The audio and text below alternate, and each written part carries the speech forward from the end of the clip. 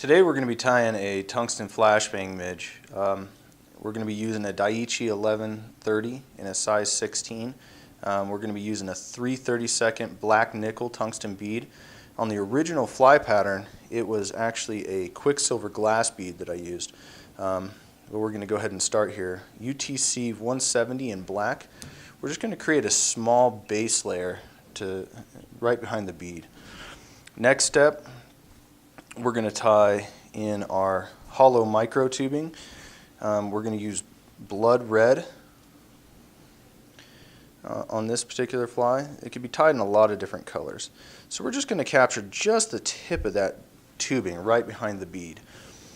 Next step, we're going to whip finish it. The reason I do that is so I can use the rotary function on my vise. And I start wrapping the tubing down the shank.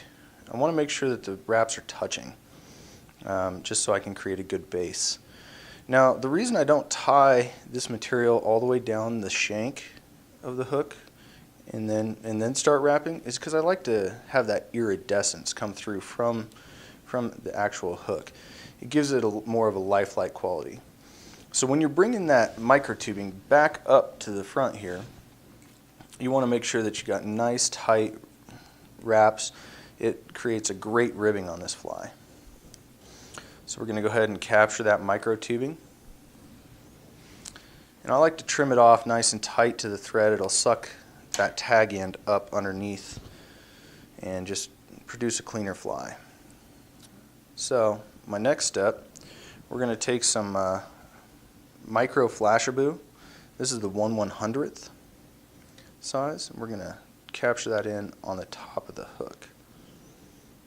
And we're going to wrap that back to just to the hook point, helping to start build up our thorax on this fly.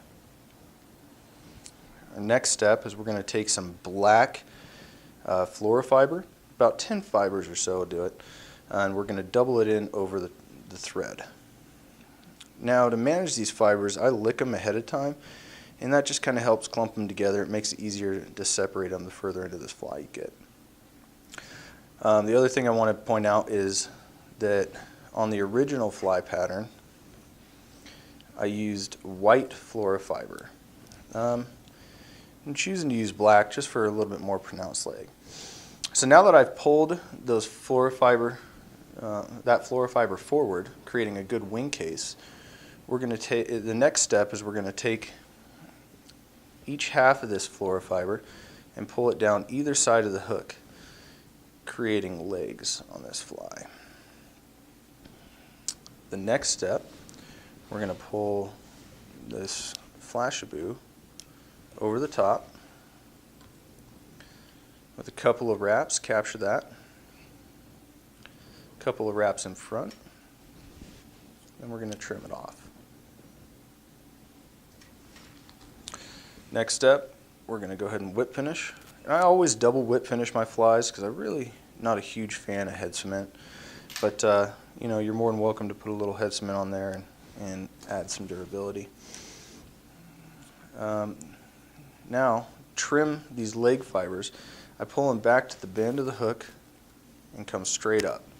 That gives them a little bit more length, makes them a little bit more pronounced in the fly. The fish can see them a lot better.